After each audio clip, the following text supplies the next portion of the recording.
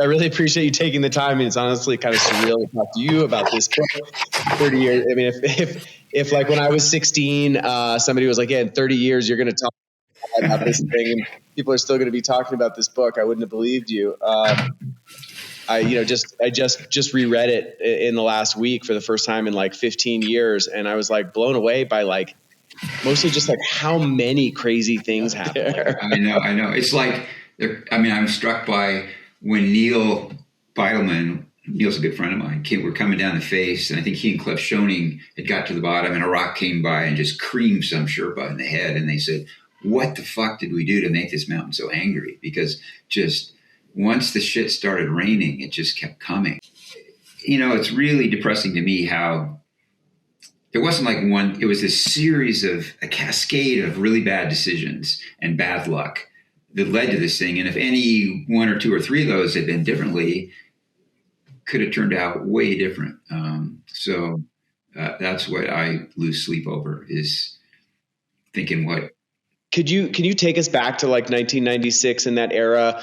It seemed like, the guiding era as we know it was kind of in its infancy, but like things were still kind of transitioning from this time when there was like the idea of like a national expedition. It was like, it would be like the Swiss expedition or like the British expedition, right? And then like there was this like change that was happening, and it seemed like you kind of like noticed it and were out ahead of the curve. Maybe like Alex Lowe was guiding, or like there was this thing that was happening. Can you just sort of explain what that transition was like at that time?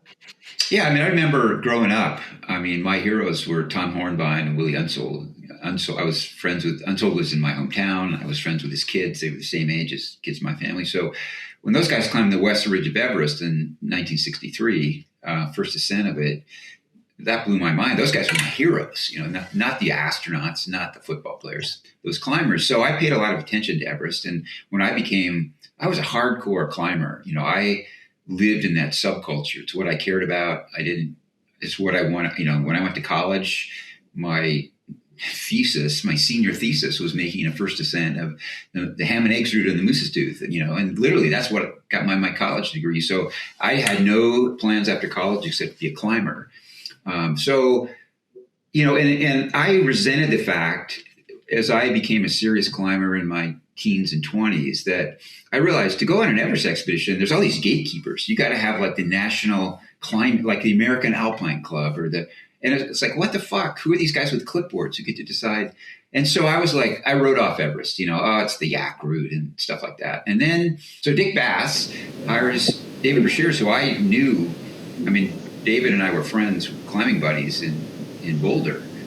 So I knew him, and he was a brilliant climber. I was like, why does Brashears want to do this? But he did, and he got Dick Bass to the summit, and then all the 7 summits, and that was the change. Because Bass was self-deprecating. He was unusually strong, but he wasn't an athlete per se. He had the genes to be good at altitude, and he was self-deprecating. I'm just largemouth bass. I talk a lot, but people would see him, and it's like, if that guy can climb Everest, I can climb Everest. And so it was on, and then, there's this history of in the early 90s where people started hiring guides to lead them up Everest. And at first it was very, it was successful sometimes, but it was still kind of patched together with duct tape and baling wire. And Alex, who was a good friend of mine and a climbing partner, he guided Everest 3 times, I guess, and got climbs to the top 2 of those 3 times. The only time he didn't was when they were trying the Kangshung face. It was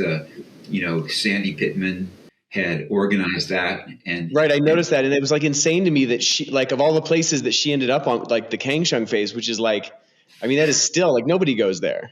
Nobody goes there. It's really dangerous. It's really almost suicidal. And she was there with the world's best climbers, Steve Swenson and Alex and people don't really realize that, but she never claimed to be, an elite climber, but she didn't let on that she was being guided. She paid Alex to guide her on that expedition. So Alex was guiding her. It's the only time he didn't reach the summit while he was guiding. But anyway, once the guiding started and people, it's the highest mountain in the world. And it's like if someone said, like they do now, well, you can go into space on a spaceship. People were like, whoa, I'll pay a lot of money to do that. And it was on. And I was still sort of had this snobbish punk rock climber, our culture is all about, it doesn't matter what you climb, it's how you climb it. And with the least equipment, the ultimate supreme achievement is free soloing without any equipment, alone. And so people being led up Everest, we just denigrated it until Outside Magazine called up in 1995 and said, hey, there's going to be an expedition. We can get you on a climbing expedition to Everest in it was a matter of days. This was like in March 95. And I was like, yeah, I want to go. And then I thought about it and I don't want to sit at base camp for 2 months.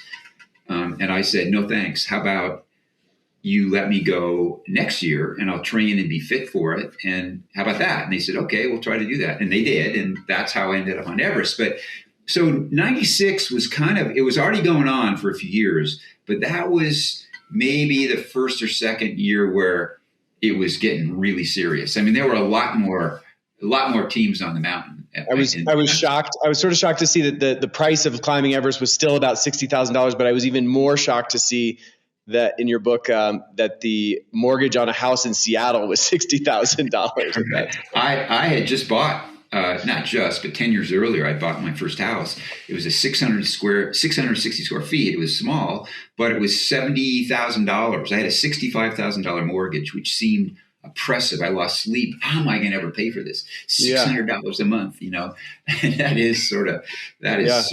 It's really a sign of the times. Do you think? Do you think if the people had always called the mountain, Chomolungma or Sagamartha, that we would still sort of refer to that mountain as like the sort of ultimate metaphor of everything that is like the biggest, or like the Everest of?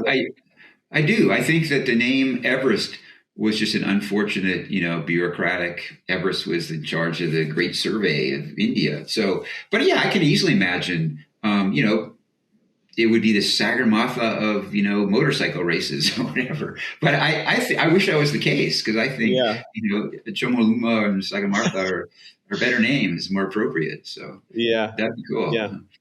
Was there ever when you got done with that magazine assignment and then the book, was there ever a part of you that thought like, okay, well, like I've done, I've warned everyone and thankfully nobody will ever have to repeat those mistakes again? Oh, I was sure that, I had destroyed the nascent Everest guiding industry. I just killed it in the crib. I mean, I really believe that. And I took shit from a couple guides who, I grew up I was in Seattle then, and I knew a lot of these, I knew Ed Viesters, I knew Scott Fischer, I knew a lot of people. And some of these people were like, wow, people are really pissed at you for writing that book or just that article. And I was like, well, yeah, but it's and then I find out that my book was actually the best. And now, Eric Simonson was saying that, he says on the record right away, he was saying, this is the best thing. We couldn't buy advertising like that book. This is the best thing that ever happened. People see it's possible. I remember when I was on my book tour and people would look at me and go, and literally say, you climbed Everest? You could see them thinking, that fucking guy. They go, well, if he climbed it, I can climb it, So yeah. So, I mean, such a bizarre phenomenon that, if anything, it really you noticed this thing that was happening, but like your sort of involvement in it actually ended up really like being the event that kind of blew open the commercial guiding industry on Everest. And also like that Seattle connection is like, I think there was always like a Rainier to Everest kind of pathway, but like, it really blew it open. It did. And it, and it wasn't just that I wrote the book that, it became this #1 New York Times bestseller. That then it was like became this phenomenon. Luckily there was no internet really. It was just getting started. So there weren't the memes and virality wasn't really a thing yet. But yeah, so I came home from that with incredible survivor's guilt, because it wasn't just that my book popularized it, is that my presence on the mountain, I believe, had a direct influence on the catastrophe, because it became clear after the fact, and I should have noticed it at the time, that my presence made Rob Hall, it distorted his judgment, I believe. I think because Scott Fischer was there, and Scott Fischer's team was younger and stronger, and all their clients made the summit, and Rob felt this pressure to get as many of his clients as possible on the summit. So he should have turned around people we didn't turn around. I mean, and I learned only lately, just in the past year, I heard from Frank Fishbeck, who's in Hong Kong still. He's a publisher who was the oldest guy on our team. And he, in the morning of May 10th, very early on, after a couple of hours, just realized, I'm not feeling good.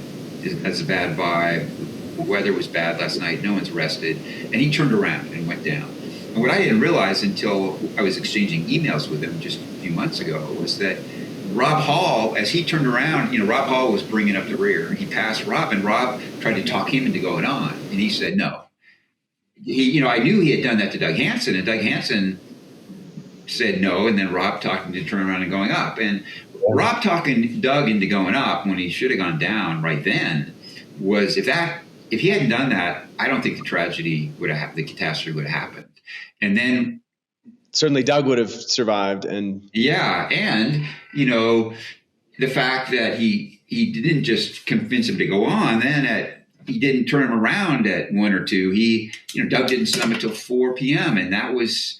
And I talk about how this cascade of bad decisions that because Doug collapsed on the summit ridge, that means Andy Harris had to stay up there and help Doug, which means the only guide that Rob had was still down below with clients was Mike Groom. And Mike Groom's assignment that day was the weakest member of our team, or one of the weakest, was Yasuko Namba, the small Japanese woman, very determined. She made the summit, and he was supposed to escort her up and down. And he was doing that until, Rob and Andy are up. They're up on the summit ridge, and they died up there trying to help Doug. So Mike has to get her down, but he's going down. He gets to the balcony, 27,600 feet, and there's Beck Weathers, who. He says, "What are you doing here, Beck?" And Beck says, "Oh, I'm blind. Can you short rope me down?" And Mike, that's a big deal. Beck was a big guy. Mike is not a big guy. And Mike's one of the heroes. People don't realize that was risking his life, 3 feet of rope. Beck's blind. Every third step, he's stepping over something and lunging forward. And if Mike doesn't catch him, they're both going to fall to their deaths. He did that for hours, exhausting himself. But if he hadn't had to do that, he would have escorted Yasuko down. She would have, before the storm, she would have been fine. So there's this, man, you look back at all the things that went wrong, and it just hurts. Yeah. I know you had beat yourself up quite a bit about Andy Harris, who I think they called Harold on the mountain. And there was, I think some mistaken identity with one of the clients from Mountain Madness. 30 years on, how does that memory sit with you? Do you still, feel a deep sense of responsibility, or? Mistaking him for someone else was a bad mistake, and I felt terrible at the time because I told his parents a story that wasn't true. At first, I said he had made it down to camp and he's alive that night. And in the morning, everyone was, "Where's Andy?" You said he's. And I went frantically looking for him and saw these tracks and thought he walked off this woodsy face and gave another wrong story.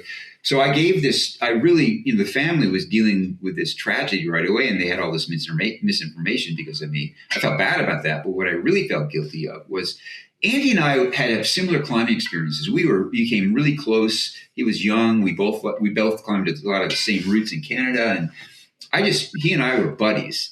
And when I came down, I was without supplemental oxygen for 90 minutes waiting for the people to go up the hill or step. I ran out of gas. It was my fault.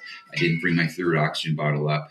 But so when I got back to the South Summit and got my third bottle and Andy was there, he was acting really bizarre. Like he was not in his right mind. There's all these full oxygen bottles that he said were all empty. We couldn't convince him they were full. And if I hadn't been a client, if I'd been his climbing partner, I would say, "Andy, something's wrong, man. We got to get down now." I didn't do that because the clients aren't allowed to have any agency. We're just, I was always being reprimanded for. Yeah. It's like the Korean Airlines problem that you don't question the guide because he's the guide, not because even though you guys have equal climbing skills. Yeah, and so he ended up staying up there, and actually Rob called him back up. When he finally convinced Andy there are oxygen bottles that are full, bring one up to me or two or whatever. And so Andy went back up, and he also was suffering because his oxygen rig clearly wasn't working well for whatever reason. No one knows. So he died up there. Doug died, I think, probably fell off on that narrow ridge where there was no fixed rope. Another, Rob should have never gone up, or Scott, that day without fixing the ropes first, because that created the traffic jams. It slowed everyone down. It led to, there's no way Rob could have got Doug down without a fixed rope across this narrow knife end ridge with a 7,000 foot drop on one side and an 8,000 foot on the other. And I'm sure that's where Doug fell off. I mean, there's no way Rob could have got him across. So, I mean, you look back at those mistakes, and the irony is Rob Hall was the most conscientious. He had his stuff together more than any other guide. He had all these contingencies. He had this metal shop up there. Whenever anyone needed a repair on any equipment, he could just do it. He had this plan. He had this rule. He lectured us beforehand. The turnaround time. And he completely ignored. Yeah. Right. And also in trying to think about it, that like these guys may not have been thinking about the practicalities of like, if you have a client who is in such bad shape that like the only way to save yourself is to abandon them, that they're not going to abandon them. And like, just thinking about the reality of that it puts you in such a difficult position. I think a lot of guys are in that position. They just can't imagine abandoning their client. And, on that last night of May 11th, when Rob was still up there, still alive, everyone else, Andy was dead, Doug was dead, and Guy Cotter, the people at base camp are trying to convince him, just come down. You can't do anything for those guys. And he wouldn't come down. Yeah. And was it Pete Athens who was like, no, he's already down here. He's already in camp 2. And that was Guy Cotter. Yeah. He was trying to, that was Ed Viesters calling up from camp 2. Yeah. Saying, yeah, he's, everything's good. Come down. And he didn't. Knowing Rob, I understand that. But, that also speaks to what people don't realize. When people ask me if they, I want to go to Everest, can you give me advice? I always say, don't fucking go. And they say, come on, it's safer than ever. And I said, well, listen, it's still safe. There's still a lot of people up there who don't belong there. There's a lot of inexperienced clients. And I've been attacked for saying that. The Everest guiding industry doesn't like that, but it's true. And when there's inexperienced people up there who they've caused a lot of deaths from just traffic jams. On the north side in 2019, there was a client who was too scared to climb down the ladder on the second step, and she just froze, and people above her ran out of oxygen and died, and one guy had a heart attack, and that happens. So if you're a client on Everest, there's a chance, not a huge chance, but not a small chance that you're going to pass someone who's in bad trouble and needs help, and you're not going to be able to help him. And it's not just, I'm not going to, some people, just say, I can't help them. They go to the summit. That happens all the time, and ignore the person. Even if you try to help them, you can't. You might die with them. You can't bring them down. So are you prepared to have that, be in that moral quandary where you might have to leave someone who's dying and without helping them? How's that going to make you feel? Well, I kind of know that's not going to make you feel good. So people need to think about, there's moral hazard in going on Everest. Great moral hazard. Well, on the subject of, sort of inexperienced clients, with like 30 years of hindsight, I know that, she was Sandy Pittman on the mountain, now Sandy Hill. I think there was the Vanity Fair story. People gave her a hard time about the Dean and DeLuca and her sat phone and the Bialetti espresso maker. And sort of, there was like all these things. And she kind of really took it on the chin there. But in retrospect, like it kind of seems like time has maybe vindicated her as like, if you were to put her on the mountain now, she would absolutely be like one of the best clients, probably, right? Like, yeah. And she was one of the weaker clients. I know that because I interviewed a lot of like Jongbu, Scott Fischer said that. A lot of people said that, but she was stronger than clients on my team for sure. Several clients. So yeah. She had been to altitude. She was more. I'd never been above 17,000 feet. She had more experience, a lot more experience at altitude. She'd been on 2 Everest expeditions than me. So yeah, Sandy did not cause the tragedy. She does not deserve to be the scapegoat. She asked for, like the Vanity Fair article, she was the main character kind of person. She always liked to be the main character. And it wasn't even a term in those days, but she was, I was covering Everest. she was as part of the story. The shit she was doing was crazy on Everest, bringing in copies of all these magazines. And I remember the Sherpas looking at the lingerie ads and Vanity Fair or whatever, going, whoa, and it was bizarre. And Sandy, but she was liked by her teammates. She wasn't the cause of the problem. One of the things in this new edition that I did, because I felt sorry for Sandy, is that one of these cascading bad decisions was the fact that Lobsang Zhangbu carried a really strong Sherpa, carried this 40 or 50 pound electronic device to the South Col to 26,000 feet because Sandy wanted to be able to claim, I'm at the South Col of Everest, live from the 26,000 feet reporting on our expedition. And that wasn't Sandy's fault. That was Scott's fault for allowing Lobsang to do that, because Sandy came on board. I don't know if it was her right, if she was recruited or came to Scott, but she was there specifically it was all about internet from Everest and promoting Scott's expedition by filing these reports. So that was, Scott, she was doing what she was supposed to be doing by asking for that thing to be carried up there. So that was Scott, when he saw Lobsang, should have said, don't do it. I mean, Lobsang did it because, originally Scott was going to carry that thing up, but Scott was really sick with his liver disease. So he said, okay, I'm going to carry this up. And Lobsang said, no, I'll do it. And Scott should have said, no, neither of us should do it. It's probably not going to work. We can't be that weak. But Lobsang carried it up. I think Lobsang denied it slowed him down. I don't believe it, because he's usually head of all. He brags about it in previous expedition. I fix all ropes. I lead all the pitches. And that day he was in the back. I mean, I passed him puking in his boots. He wasn't using oxygen, which he doesn't need to normally, but any guide, Sherpa or otherwise, should be using oxygen, but he wasn't. And everyone wondered what was wrong with him, because both he and Scott, the two strongest guys literally on that team, were at the back for a lot of the day. So, but that wasn't Sandy's fault. That was Scott's fault. So in the new edition, I make that clear, because yeah.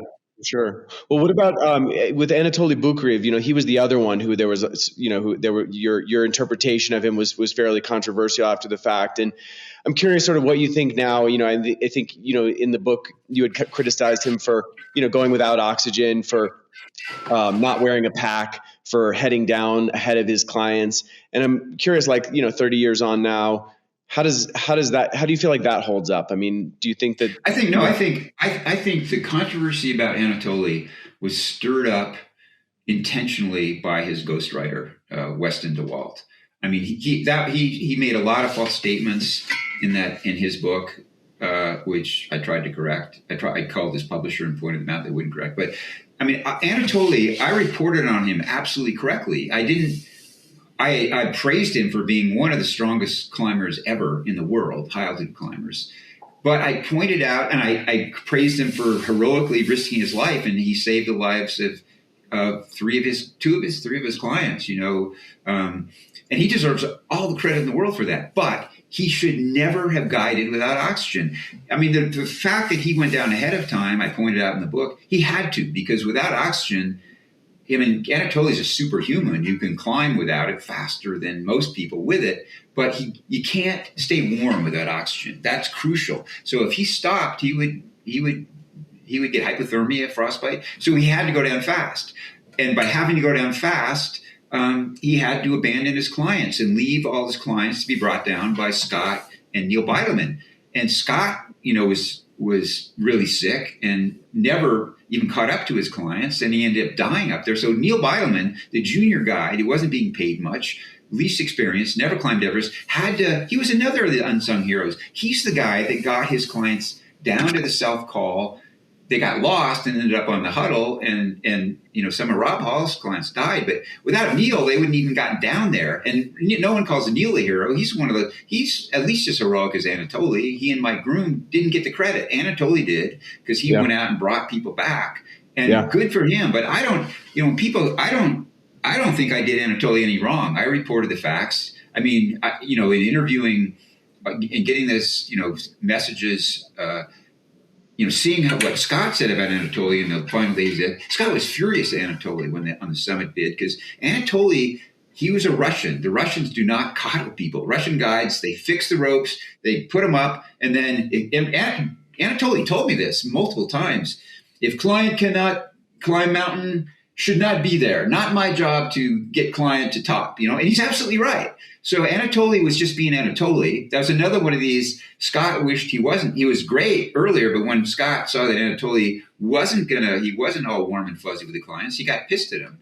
And that was kind of Scott's fault for hiring Anatoli. It's not like that was a mystery. That's who Anatoli was amazing. I mean, he blew people's minds because when he would acclimatize, he didn't wear boots. He wore golf shoes with spikes on them. And you just would go up and down. So much less energy burn, much better. And he's right. So other people are like, oh, that makes sense. You don't need crampons in this path. You need golf cleats, and you would be going up and down, so anyway, and I criticize him for not having a pack because he doesn't have any oxygen. So, he doesn't want to be weighted down. And, when he led the Hillary step and fixed that rope, he wasn't moving slow. He was moving well. It does seem like, in retrospect now too, like there's no no guide on a commercial expedition would be like, yes, I'm guiding without oxygen and I'm also not carrying, that it just doesn't happen. It's not like he was on the vanguard of some new type of guiding. It just not. No. Everyone, it wasn't just me, Ed Viesters, David Brashears, everyone said, no, Anatoli should not have done that. And the next year, Anatoli successfully guided a Malaysian team, I believe, up Everest. And damn straight. He died December of 1997 in Annapurna. He didn't make it. It was much longer. Yeah, I think it was. He was trying the south face of Annapurna with Simone Moro, and another tragedy of these guys who so many people had tragedies on top of. Well, and Lobsang Jambu in the summer, that same, I think, summer of 90, postseason of maybe 96 or 97, he was avalanched on the south call route of Everest. Because there's so much, the fall season, the post-monsoon season is really dangerous because there's so much snow, and he died in an avalanche. That's tragic too. He was a really likable guy and brilliant climber, and people compared him to Messner, and I don't think that was inaccurate. One thing that you mentioned in the foreword, which I think is interesting, kind of statistically. Despite these insane images that we see every year coming off the mountain of people lined up and, all these sort of crazy stories, that the mountain is actually getting safer. Can you explain that? Yeah. So what's made it safer mostly is guides have gotten smart about what it takes to get clients, some of whom are not very skilled or very strong, to the summit. And what it takes mostly is one or two guides per client, which is now common. The average now is 1.5 guides, 1.6 guides. A lot of people everyone has at least one guide. That's now a government requirement. And a lot of people have two. And you need those guides to carry all the oxygen bottles. Because now, when I climbed it in 96 and before 96, it was kind of understood that Everest is supposed to be challenging. That's why you guys had You guys had 3 bottles each, I think. Or 3 bottles, and which means you can only have 3 bottles will last if you climb reasonably well, reasonably fast, and you keep it at half flow, 2 liters a minute. There's no margin for error. So nowadays, not only did we not have fixed ropes, we only had 3 bottles. Nowadays, it's so much safer because the ropes are fixed literally every inch from base camp to the summit. And on the summit ridge, there are an up rope and a down rope on the Hillary step. So there's no kind of bottlenecks like kept me up there. Like a 2-lane highway. 2-lane highway in parts of it and much of the summit ridge. And you can have all the oxygen you're willing to pay for. You can turn it up to 8 liters a minute. People do. And now it's often clients start using oxygen, some at base camp and many at camp 2, at 22,000 feet, and everyone above camp 3. So it's just, crank it up. That makes a huge difference. The problem is the crowds, and that is really dangerous. So, and the numbers are misleading. The numbers now, from 1921, the first serious attempt to climb Everest, through 1996, one person was killed on average for every 5 people who reached the summit. So that's kind of scary. Then from 97 through now, through last year, 2025, that ratio diminished to 1 death for every 68 summits. Last year, only 5 climbers died, 866 reached the top. That was a ratio of 1 fatality for every 173 climbers. Those are good odds. They're still, if you think about it, in the New York Marathon, those kind of odds, that would be like 4,000 people dying out of the 60,000 who finished. So that's still, I mean, if 4,000 people died in the New York Marathon, they would shut it fucking down.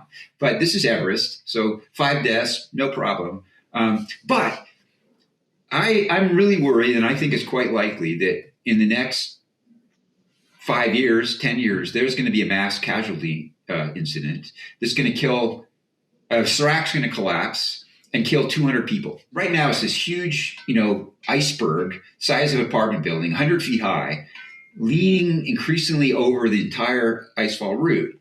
And when it goes, there's often 200 people in the icefall. And just yesterday, a bunch of Sherpas finished fixing the ropes through the icefall, say it is safe. It's not really that safe. It's still, if it collapsed now, it could still kill a whole bunch of people. So it's not, this year is still sketchy. And now, because they're 2 weeks behind time, because they should have had these ropes fixed around April 13th, 14th. Now, because they're just getting them fixed now, it means people haven't been able to acclimatize. People are going to be behind schedule by 2 weeks. It means everyone is going to be going for it, the first window of opportunity in late May. And that's when you get this hundreds of people. I mean, this year they're anticipating 1,000 people are going to try to summit. That's about 500 Westerners plus their 500 guides who are mostly Sherpas now, right? That's right.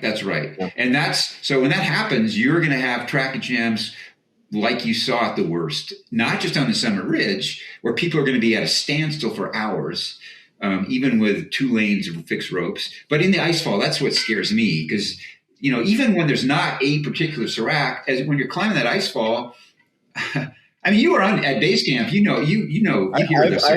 have walked those ladders. They are terrifying. I can. Yeah. There's three of them strapped together with like little cam straps and twine and that kind of stuff. And they're like, no, it's good. Yeah, that's crazy. I mean, it's interesting. There's this other paradox too, where in 1996, Rob Hall got to the mountain and was like, guys, we're going to summit on May 10th. And you're like, how do you know that? He's like, because that's always a good day. And now, we've got Meteo tests and all these insane, supercomputers handing people the weather forecast. Can you explain sort of how that's actually in a way making it worse? Well, yeah, because sometimes they're wrong. They have been wrong, but they're much more accurate. They are helpful, and people now no longer think May 10th is now would be considered way too early. 1, because you're missing a couple of weeks of acclimatization. 2, it's much colder. And just historically, there's usually, before the monsoon strikes at the end of May, early June, that's the most stable weather. And that's when most, May 23rd, May 25th, those are the prime days. But the weather reports, because if you see an accurate, we're going to have favorable weather on May 20th, some smart guides will tell their clients it's going to be crowded. We're going to wait. It looks like there might be another window. Maybe not, but it's better. We don't want to be up there. The problem is that people have FOMO and they paid $60,000 or $100,000 or $500,000 sometimes, or $1 million in some cases.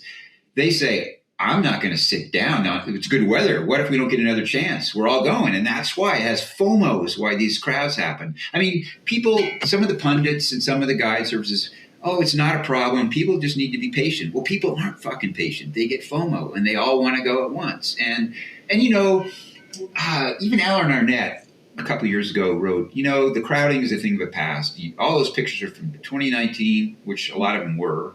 And it's not like that anymore. Well, it still is like that, especially in the icefall, because the icefall, people are going up through it, 8 times. Like when I climbed it, I had to go through the icefall up and down 8 times, 4 round trips. So, and the icefall is crap. The ladders are bottlenecks. So ladders mean there's a serac right there. You don't know if it's going to tip over. You're waiting for an hour for the the crowds on Everest are a real problem, and the statistics are misleading in that it makes it sound like, hey, it's only 5 deaths last year. It's in 1 chance in 73 or whatever of dying. That's pretty good. Well, depends how you look at it. Well, and it's But also interesting that, like, I mean, when, in 96, it was like there were a dozen people waiting to get onto this ladder. And now you look at that and you're like, that seems like pretty good. oh yeah, now there'd be 200 literally or more. That's the thing. I mean, there just wasn't experience to know that A, you needed to fix ropes for clients, and B, you need an up rope and a down rope on the Hillary step. I mean, I remember getting to the top of the step thinking, and I knew I was stupid. Rob Hall, he said, you have 3 bottles.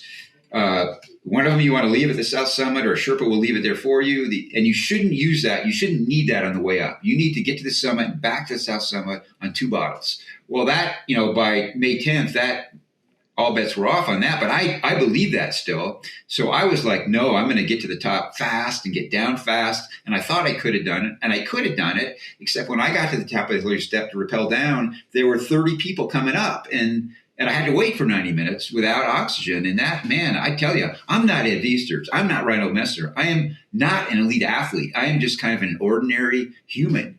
And man, I don't know how many millions of brain cells I lost, but it was a lot. What about with the Sherpas? In 1996, I mean, I think obviously like people treated these guys with a great amount, a great deal of reverence, recognized how strong they were. But it seemed like in 1996, they were kind of still in this like helper role, and I'm wondering if you could both explain sort of the evolution of the sort of, the role of Sherpas on Everest, and also whether you think in retrospect that there were aspects of the Into Thin Air story that were kind of locked, inaccessible to you behind like a language or a cultural barrier with some of these Sherpas that. Oh yeah.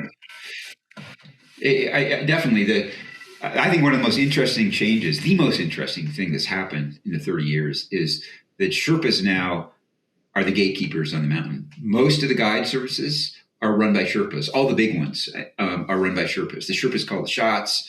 They are recognized as being the strongest, best, most skilled guides on the mountain. In 96, it was thought that Sherpas wouldn't turn clients around, and that was true. They're too deferential. They don't speak English well enough to argue with a client. There was still this holdover from colonial imperial days where it's the sahibs and the coolies. I mean, literally, that Sherpas have always been treated, in 96 they still were, as they're the load carriers, they're the cooks. They're not really, you don't get to know them. And Rob Hall made an effort to dispel that. I mean, like, we often, some of us, ate dinner with the Sherpas in their cook tent. I became one of my best friends right now to this day, best friends ever, is our cook, Chongva Sherpa. He's still a close friend. He helped establish the Khumbu Climbing Center because he's such a good organizer. I introduced him to Jenny Lowe. But anyway, so back then that was not, even in 96, I bet 90% of the clients or more couldn't name who their Sherpas were. They didn't ever interact with them. They didn't know the names of the Sherpas who were carrying their loads. They didn't know the names of the Sherpas on summit day. I mean, a few of them, Lobsang Jongbu, they knew because Lobsang was flashy and spoke in English. Angdorje, Rob Hall's Serdar, his head Sherpa, was very quiet. He spoke really good English. He was really strong. He had married, or later married, a woman, an American, and is now, I think, he's got dual citizenship. But, so yeah, the Sherpas are still kind of behind the scenes. They didn't get respect from anybody. I mean, I remember that all the guides still called them the boys. Get the boys, send some of the boys up. Dude, call the boys. And that that doesn't fly anymore. You can call them by their fucking names. And I mean, in Sherpas, there was this been simmering resentment in Sherpas. And I know that, I know more about Nepal. After this, I became involved with the American Himalayan Foundation. I'm now the board chair. So I spent a lot more time in Nepal. I know the dynamics. But anyway, so nowadays, the Sherpas they're the best. They're not perfect. I mean, they're competitive. The Sherpa guides underplay the risks. They can sell expeditions a lot cheaper because their guides don't need to pay the $15,000 now fee for each climber on Everest. They don't have to pay travel fees. So they can, a lot of the Nepali outfits can get away with charging $50,000 instead of 65, 70, 100. And it seems like a lot of these guys still like are going to Europe and becoming IFMGA guides, and they speak 5 languages. I mean, that it seems like there's a sort of very there's impressive. a lot. I mean, Alex Lowe, one of the best things he did in his life was when he was guiding Everest or other Himalayan peaks, he noticed that Sherpas, no one had trained him shit. They didn't know how to tie any knots. They're just, really good athletes and acclimatized well. And he was appalled because Sherpas were dying. So he's the guy that, he was the guy that had the idea to start this climbing school that's now called the Khumbu Climbing Center. And then Jenny Lowe and Conrad, who she married after Alice was killed in 1999 on Shishapangma in an avalanche, they launched this. And I was there as an instructor the first 2 years in 2004 and 2005. And you could tell right away, these guys picked it up fast. We taught them rock climbing skills too. Now, I mean, in no time, they were, just like a regular climbers doing crazy stuff on their own. And now, I mean, and Jenny and Conrad started this program where not only did we train them over there for a week or two every year, but they were invited. She talked to the National Park Service, and there was exchanges where Glacier National Park, Mount Rainier, Grand Teton would have guide exchanges or ranger exchanges where those Nepali guides being trained would come learn, rescue techniques and advanced techniques on Rainier or Grand Teton or wherever. And that's been incredible. I mean, there are a lot of international guides. There are a lot of now Sherpas who are guiding internationally and really good at it. And that's so cool. And prior to that, it seemed like the pathway was like, it'd be like, how did you start? And they'd be like, oh, I was a cook boy. And then they like just gave me a pack and sent me up the mountain, like with or without shoes, not necessarily. And it was very shocking to see. It was, and it was it was despicable. And that took a lot of years and a lot of resentment. I mean, the first time the resentment really came to the fore was in 2013, this famous Sherpa brawl where, by that time Sherpas had gotten a lot of respect, but still needed a lot more. And they're, every year the Sherpas they're the guys by then were doing all the rope fixing, major operation up the mountain. And there was a meeting of all the expeditions on the mountain in 2013. Sherpas said, okay, our rope fixing team on April, whatever, is going to be fixing up the Lhotse face. Please, like with every other year, everyone else stay off the mountain. Don't go, don't interfere with them. Don't make things more dangerous for them. And everyone agreed except for 3 European climbers. 2 of them were superstars. None of them were, with guided expeditions. It was Simone Moro and Yuli Steck, both, especially Steck was a phenomenal climber.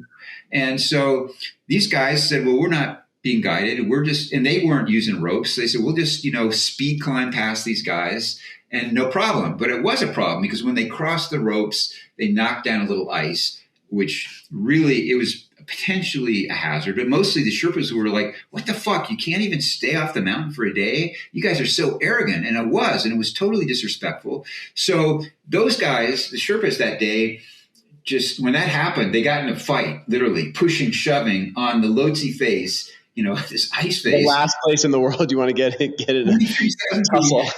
So it was a brawl. And so the Sherpas just turned around and went down, left the ropes, walked down. And then the Euros made things worse by saying, oh, fuck, now all the guides are going to be pissed at us, the guide companies, because the ropes aren't fixed. So they fixed the ropes, these Euros, which was further insult. So when they got down to Camp 2, 100 Sherpas were there, and they attacked them with rocks and kicking them, and it was ugly.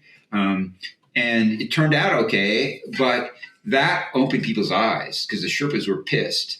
And then in 2014, after there was this avalanche in the icefall, like potentially what's about to happen this year, where 25 people were hit with this huge, house-sized ice block came down, hit 25 people, killed 16 of them. All of them were Nepali high-altitude workers. And the Sherpas were pissed off again, so they went on strike and shut down the season. Yeah. There was no. I showed up in base camp, a day after that happened, and was at that meeting where they were all like standing around, and it it seemed like very like Maoist almost. It was like, there was definitely this feeling like, the sort of all of the platitudes and the politeness that you'd seen all these years had finally sort of washed away. And it was this like really incredible moment where they were like, chanting and basically like asserting control over the mountain. I forgot you were there. That's so Yeah. crazy. You saw that. Was that Yeah. scary? I mean, was it just Yeah. feel like out of control? I mean, it definitely felt like anything could happen at that moment. But obviously what they wanted was just to, to get respect and to get their due. And, I mean, those guys, when that happened, I mean, they were like there was like that crazy guy from like Louisiana who wanted to like wingsuit off the summit, I think. And it's like, Yeah. some of the people who died were like carrying equipment for that guy. And Yeah. it really sort of put in stark relief to just sort of how big a risk these guys were taking for these, kind of like career goals of Westerners, Yeah. No, and it's interesting because a lot of the Sherpas that I knew and still know were like, I don't want my kids to be doing this. I did this. So I sent my kids to private school in Kathmandu, so they don't have to do this. A lot of Sherpa kids like doing it though. They're starting their own guide services. I mean, it's lucrative if you're the guy owning the service. And now the Sherpa guide services exploit the Sherpas they hire too, just like the Westerners did. So but it raises these questions. With all these oxygen bottles, it's a lot safer for the clients, but the Sherpas are at greater risk because they have to spend more time going up and down through the ice fall to get these oxygen bottles at 26,000 feet. So it's like there's all kinds of moral hazard with being guided up Everest. And I hope people think about that before they sign up. I don't know whether it's just you and your writing style or whether it's Everest, but it seems like, even until very recently, like people like to dissect and sort of pick apart your story like it's like the Kennedy assassination. Like, do you understand like what's going on there? Well, to a certain degree, there's this fascination with Everest. This is sort of an indicative. I'm not trying to avoid the question, but like look at the debate that's raged forever. Did Mallory and Irvin reach the summit of Everest in 1924? Were they the first? And as that thing is dissected to this day, every weird conspiracy theory and so that's still going on, and people are getting rich on YouTube, and so it is. And some of those YouTubers who saw there was money to be made by stirring the pot about Mallory and Irvin are now doing it about 96. A lot of it, all kinds of people posting crazy things and some good things. But I don't know. The fascination with Everest, it's the highest mountain. It's high profile. There was a lot in 96. There's, at altitude, everyone up there realizes your memory sucks, so you try to figure out what happened by talking with each other together. Were you there? Yeah. You sure? I mean, so everyone's memory is different. And that allows a lot of room for, if you're trying to find, alternative theories.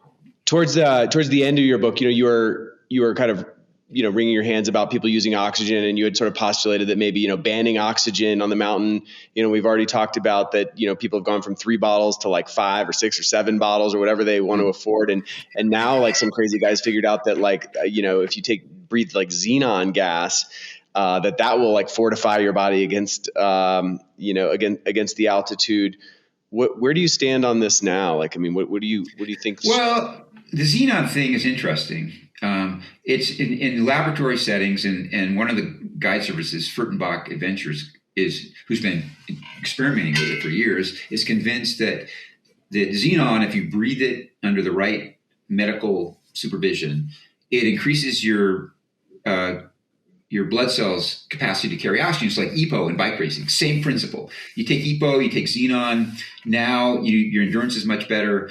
There's the jury is out, though. A lot of people now are disputing whether xenon is really effective. And even the people who think it is, like Furtenbach, acknowledge that really it means you don't have to acclimatize at base camp. You can reach that with gas or by just staying in these tents that are plastic and are hypoxic tents. If you sleep in one of these tents that simulates 20,000 feet for a month, that helps probably more than xenon. But the point is, you can do stuff so you don't have to acclimatize on the mountain as much. But what's really like this team with the xenon, a bunch of special forces guys from Britain, climbed Everest, London to London in 5 days, which is pretty mind-blowing.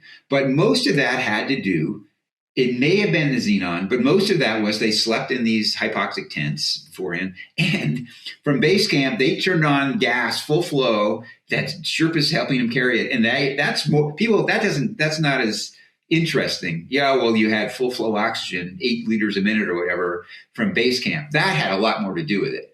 And they were really fit and they trained. So, and an argument can be made that, well, that's much, there's all these environmental problems on Everest with the human feces up there. I mean, they're starting to they're forcing people to bring it down or trying to. And last year there was people bragging how everyone brought out, I think, 3 tons of shit, from it's all, but every year it's been, so they're doing that. And that I've reported there, I was blown away. I mean, they had all these, the blue barrels and they're carting it all out of base camp. And then as soon as they go above base camp, everyone's like straddling little crevasses and shitting in the crevasses.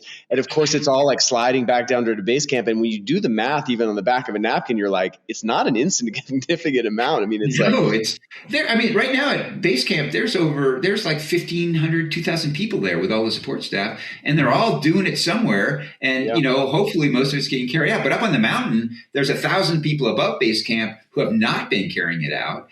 Well, I think I don't know if it's just in the last year or two, but I believe now, like the SPCC, the Sagarmatha Pollution Convention, protection. Center, yeah. Like I think that they are now like selling people wag bags, and so now I think like they're sort of trying to instill the convention that like more than that, you have to carry out X number of kilos of shit to prove it's your shit, and so they're asking you can't get off the mountain without a big fine unless you say here's my 20 pounds of shit over the last and that's really cool. But remember there's so much corruption. There's always been all these regulations on Everest that are ignored every year.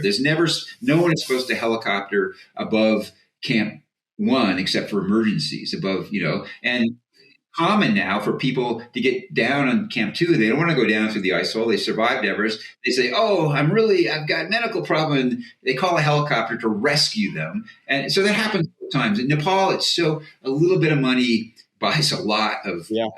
I've heard also that they're now trying heavy lift, using heavy lift drones to haul, 50 kilos of gear up through the icefall and deposit it at Camp 1 or Camp 2.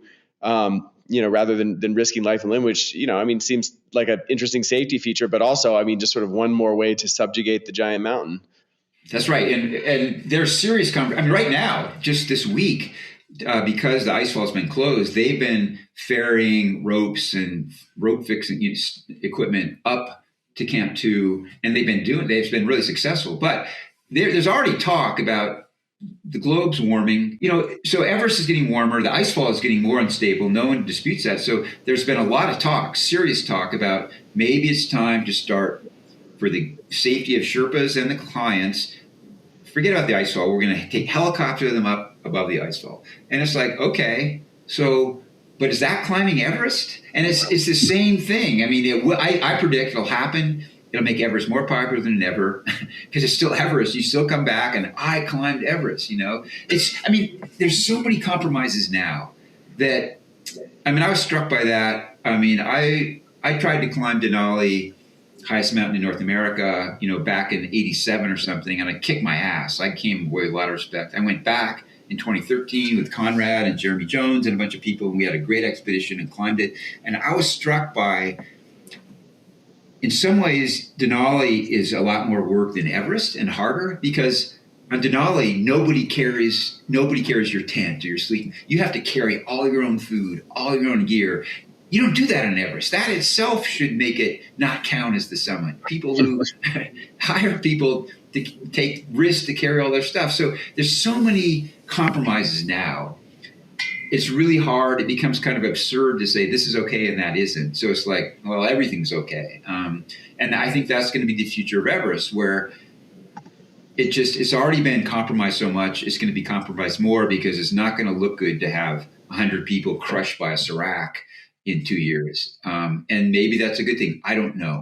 Do you still view you climbed Mount Everest? Do you still view that as like a, like a foundational, life experience, or do you view it differently now? I don't view it. I view it as a foundational life experience, but not in a good way. In some ways it was incredible. The morning of May 10th, when we climbed from high camp at 26,000 feet to the summit, before dawn, I got to the balcony at 27.6 right at dawn, And Dorji was the first person there. And so you're in the dark, and it was incredible, beautiful. The night was crystal clear. There's the monsoon, you can see it to the south coming up in the Terai, constant lightning, cumulonimbus. It was one of the most memorable experiences of my life. I am ashamed I climbed Everest. I wish I had never gone because of what happened. If no one had died, I would probably think that was pretty cool. That was a really cool experience. Having been party to that disaster, it's just shame and guilt. I wish, and that's why I try to warn people, that shit's going to happen again. It has happened again, and will keep happening because there's the potential for mass casualty, growing potential, I think. And people tell me, oh, yeah, I get, the people who are the Everest boosters, and there's a lot of them out there, Arnett, plenty of people, plenty of the guides, plenty of the guiding companies, just say, don't listen to Krakauer, it's now. And okay, don't listen to me yet. But I might be right. It leaves a mark. Pardon me? It leaves a mark. Yeah, it leaves. Yeah, be prepared. It's not pretty. Yeah. Well, I mean, it's interesting now. Like, I was struck by you guys had a fax machine in your base camp, and people would write notes and then put them in the fax machine and get love letters back. And now they've got Starlink and espresso machines. And, there's one of those guys has this thing called the 8848 residence that you can rent for $50,000 for the season. And it's got a 4-poster bed and a heater and a big screen TV and yeah. I mean, is there, and in the era of NIMS and these guys, people are, people don't just go and do Everest. They go do Everest and 5 other mountains in rapid succession to take advantage of their acclimatization with helicopters. I mean, do you think that there's any wilderness left in the Himalayas? Well, there is, but I mean, that's the thing. You can still do exactly. I mean, in my view, and it's shared by many, the greatest achievement in mountaineering history was when Reinhold Messner in what year was it? 78? No, in 78, Messner and Hobler became the first people to climb Everest without oxygen via the Southeast Ridge. 2 years later, in 1980, he went back alone to the north side, did a partial new route, climbed it solo, totally by himself, in the middle of the monsoon, without oxygen.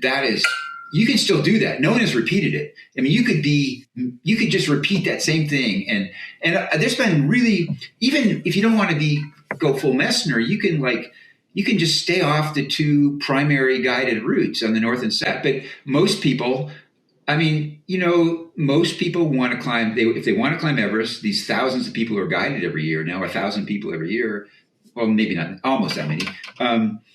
What they want is they want to get up there as quickly as possible to the summit, as safely as possible, with the least amount of risk and the least amount of hassle. So that's what most people want. They just want to say, I climbed Everest. They don't want to climb Everest. They want to say, I have climbed Everest. And that's, I get it. I mean, I get that, and I don't blame them for that. But it makes me sad. I mean, this great, beautiful mountain has been commodified and reduced to. Put it in the bio of your TED talk. Literally, I mean, everyone. So, how many books do you think have been written? Advice books for people who climbed Everest. Everyone who uses Everest as get his promotion. Write a book, whatever. It's just improve your life by climbing Everest. Biggest metaphor. That's right. So, and that's all right. I mean, I am as I've aged. I'm 72 now. I'm mellowing, I'm willing, I'm not such an asshole. I'm willing to say, okay, sure. Why not? I mean, what harm does it do?